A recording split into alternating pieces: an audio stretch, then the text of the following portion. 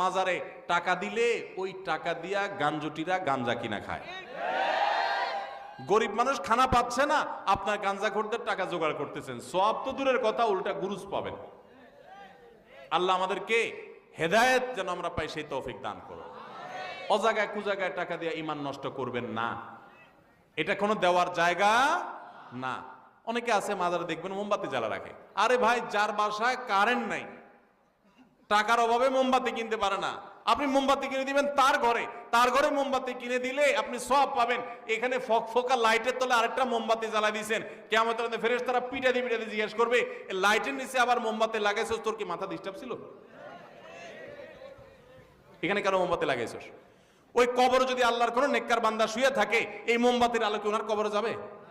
ওনার উপকারে আসলো তো একটা কথা ছিল। মোমবাতি বাক্সা ভর্তি ভর্তি দেন, যাদেরকে দেন